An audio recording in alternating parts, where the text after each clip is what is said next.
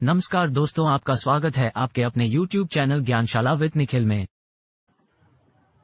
तो दोस्तों, आज के इस वीडियो में हम एलसीएम के उन क्वेश्चंस को देखेंगे जिनमें हमसे घंटियों के बारे में या फिर जो यातायात बिजलियां होती हैं, बत्तियां होती हैं, उनके बारे में पूछता है।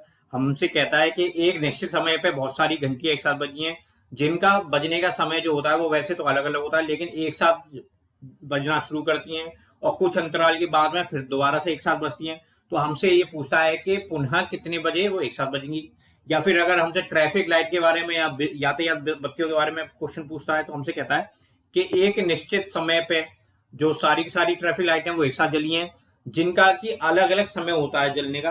तो जब एक निश्चित समय पे एक साथ जलती हैं, तो फिर पुनः वो कितने समय बाद एक साथ जलेंगी। तो इस तरीके के जो क्वेश्चन हमसे एग्जाम में पूछे जाते हैं, आज हम देखेंगे उनको किस तरीके से सॉल्व करना है और उनको हमें किस कंसेप्ट से समझना है कि हमारा जो क्वेश्चन है वो हमारे कंफ्यूजन ना दे पेपर में और जल्दी से जल्दी और आसानी से हमारा क्वेश्चन सॉल्व हो जाए। तो हम क्या करते हैं, जैसे हमारा पहला क्वेश्चन वो कहता है 5 घंटियां क्रमशः 6, 8, 12, 18 और 45 सेकेंडों के अंतराल पर बजती हैं। यदि वे प्रातः 7 बजे एक साथ बजें, तो आरंभ में या आरंभ करें तो पुनः वो कितनी देर बाद एक साथ बजेंगे। तो मतलब क्या कह रहा है क्वेश्चन का, मान लीजिए यहाँ पे अगर हम समय लिखें तो यहाँ पे हो गया 7 बजे एक साथ बज रही है और ये घंटियां मैंने मान ली 1 2 3 4 5 घंटियां। तो 1 2 3 4 5, तो जो घंटियां हैं पहले तो बज रही है एक साथ 7 बजे, फिर क्या हो रहा है अलग अलग अंतराल बजेंगी। जैसे पहली घंटी जो है वो 6 सेकंड बाद बजेगी, तो पहली से जो घंटी होगी वो 6 पे बजेगी, मतलब 6 के सेकंड बजेगी। 7 बज के 6 सेकेंड, 7 बज के 12 सेकेंड, फिर 18 सेकेंड, फिर 24 सेकेंड, फिर 30 सेकेंड, ऐसे ही बजती रहेगी। ऐसी दूसरी जो घंटी है जो कि 8 सेकेंड बाद बज रही है, तो वो पहले बजेगी 8 सेकेंड बाद, फिर 16 सेकेंड बाद, फिर 24 सेकेंड बाद, फिर 32 सेकेंड बाद, फिर 40 सेकेंड बाद, ऐसे बजती रहेगी। तीसरी घंटी जो है वो 12 सेकेंड बाद बजेगी, तो पहली बार बजेगी 7 बजे।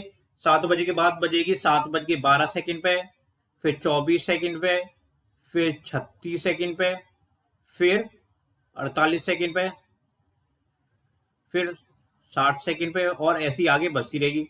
ऐसी चौथी घंटी बजेगी 18 सेकेंड पे, 7 बजे बजेगी, फिर 7 बज के 18 सेकेंड पे, फिर 36 सेकेंड पे, फिर 54 पे, और फिर 72 सेकेंड पे, और फिर ऐसे ही 18 सेकेंड्स के अंतराल पर बसी रहेगी।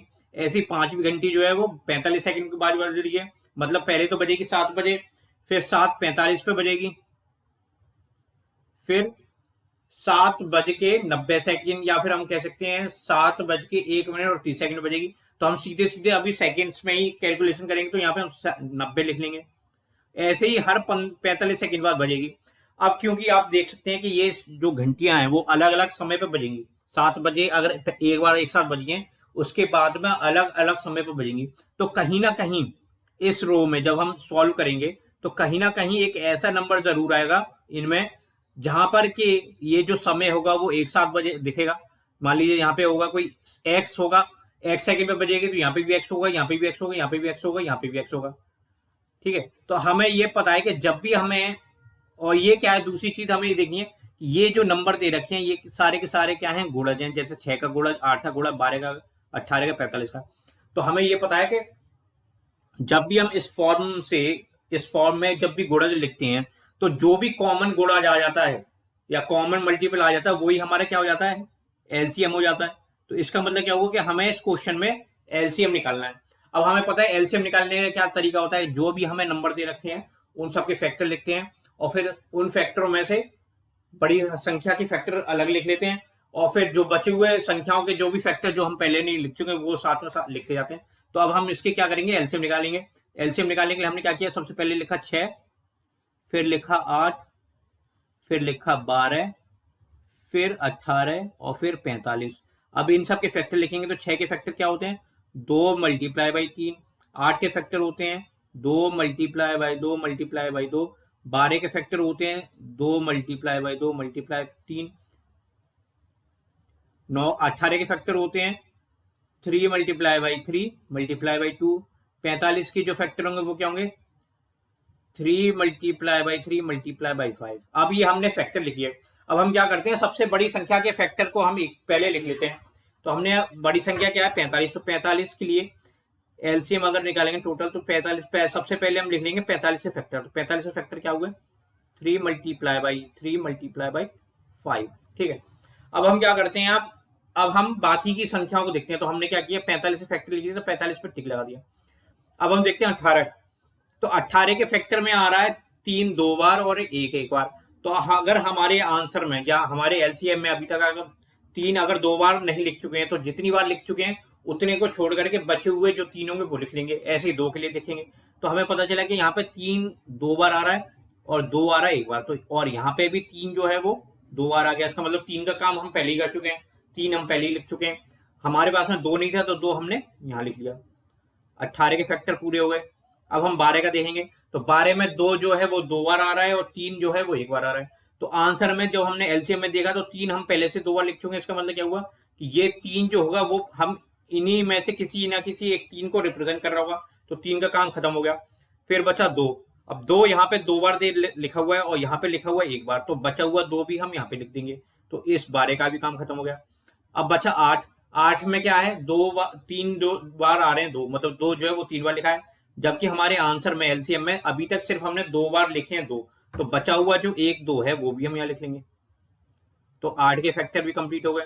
अब बचा 6, तो 6 में 1 बार आ रहा है 2 और 1 बार आ रहा है 3। तो हमने देखा यहाँ पे हमारे पास में 1 से ज्यादा 3 है और 1 से ज्यादा 2 है। तो इसका मतलब क्या हुआ कि 6 के फैक्टर भी हम पहले ही लिख चुके हैं। तो हमारे पास जो एलसीएम है वो हमारे पास सॉल्व हो गया। अब हमें बस इसको मल्टीप्लाई करना है। तो हमें आप देखें ये हो जाएगा 3 मल्टीप्लाई करके 9 और ये हो जाएगा 8 8 5 40। तो ये कितना निकल गया है 36 360 सेकेंड। ये कितने क्या निकल के आ रहे हैं सेकंड, क्योंकि ये जो हम कैलकुलेशन कर रहे हैं सारी सेकंड में ये सेकंड दे रखी हैं। अब हमें पता है कि 1 मिनट में 60 सेकंड होते हैं, तो 360 सेकंड कितने मिनट में होंगे। तो हमें पता है क्या होता है 60 सेकंड। 60 सेकंड जो होते हैं वो बराबर होते हैं 1 मिनट के। तो 1 सेकंड कितने के बराबर हो जाएगा 1/60 मिनट के। ठीक है, तो अब हमें निकालना 360 सेकंड के बराबर। तो 360 से अगर हम यहाँ मल्टीप्लाई करते हैं दोनों तरफ तो हमें क्या मिल जाएगा 360 मल्टीप्लाई बाय 1/60 और क्या निकल के आएगा ये मिनट। तो ये कितनी बार कट जाएगा ये कट जाएगा 6। तो 6 मिनट हो गया। इसका मतलब क्या हुआ कि अगली बार जो सारी घंटियां जो एक साथ बजेंगी वो बजेंगी 7:06 पे, फिर 7:12 पे, ऐसे ही 6 मिनट के अंतराल बजेंगी। हमें सिर्फ ये बताना था कि अगली बार कितने मिनट के बाद या कितने सेकंड के बाद एक साथ बजेंगी। तो हमारा आंसर जो है वो यहीं आ गया है 6 मिनट बाद। ऑप्शन बी हमारा इस क्वेश्चन का आंसर हो जाएगा। अब ऐसे ही क्वेश्चन है हमारा ट्रैफिक लाइट से रिलेटेड, वो भी देखते हैं। तो क्वेश्चन कहता है 3 विभिन्न चौराहों पर यातायात की बत्तियां क्रमशः 48 सेकंड बाद, 72 सेकंड तथा 108 सेकंड के बाद बदलती हैं। यदि ये 8:20 पे एक साथ बदलें तो पुनः कितने बजे बदलेंगी। ये क्वेश्चन भी पिछले क्वेश्चन के जैसे ही है, बस इसमें घंटियों की जगह बत्तियां दे दी हैं। तो हम क्या करेंगे इस क्वेश्चन को भी करेंगे। तो सबसे पहले हमने देखा कितने बजे बजी 8:20 पे ये एक साथ बदलेंगे और कितनी घंटियां 3। तो हमने क्या किया 1 2 3 बत्तियां लिख दी, घंटियां नहीं बत्तियां लिख दी। फिर ये क्या बजेगी 48 सेकंड बाद, ये 72 सेकंड बाद और एक ये 108 सेकंड बाद। ऐसे ही ये फिर 96 सेकंड बाद बजेगी, 96 सेकंड बाद बदलेगी बत्ती। ऐसे हर 48 सेकंड के अंतराल के बाद में ये बत्ती बदलती रहेगी। ऐसे ये 144 सेकंड बाद बदलेगी, फिर ऐसी 72 सेकंड के अंतराल के बाद बजती रहेगी।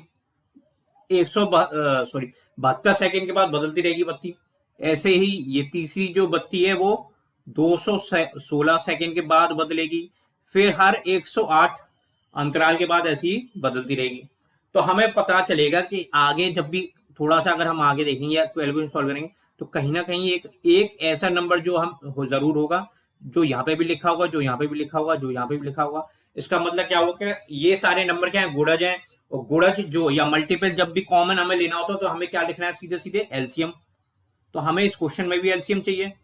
एलसीएम किस किस का चाहिए, एलसीएम चाहिए 48 का, 72 का और 108 का। तो एलसीएम निकालने का वही तरीका 48 72 और 108 लिखे, इनके फैक्टर करें। 48 होते हैं 12 चौक 48, 12 के फैक्टर होते हैं 2 मल्टीप्लाई बाई 2 मल्टीप्लाई बाई 3, फिर 4 के फैक्टर हो गए 2 मल्टीप्लाई बाई 2। इसको लिख सकते हैं 36 दूनी 72 या 9 8 या 72, 9 8 72। तो 9 के फैक्टर लिखे 3 मल्टीप्लाई बाई 3, 8 के फैक्टर लिखे 2 मल्टीप्लाई बाई 2 मल्टीप्लाई बाई 2। अब हम 108 के फैक्टर देखेंगे। तो 108 के फैक्टर निकालने के लिए हमारे पास में तरीका क्या है कि 108 को हम छोटे छोटे टुकड़ों में तोड़ते हैं। तो 108 को हम ऐसे लिख सकते हैं 54 गुणा 2 में, ठीक है। अब 54 को क्या लिख सकते हैं 27 गुणा 2, और 2 पहले से लिखा हुआ आगे, और 27 को हम क्या लिख सकते हैं 3 गुणा 3 गुणा 3, और 2 गुणा 2 पहले से लिखा हुआ। तो हमारे पास में 108 के फैक्टर भी आ गए। अब हम क्या करते हैं एलसीएम निकालने के लिए सबसे बड़ी संख्या के फैक्टर लिख लें। तो एलसीएम क्या हो जाएगा, पहले सबसे बड़ी संख्या के लिए फैक्टर लिखें तो 3 गुना 3 गुना 3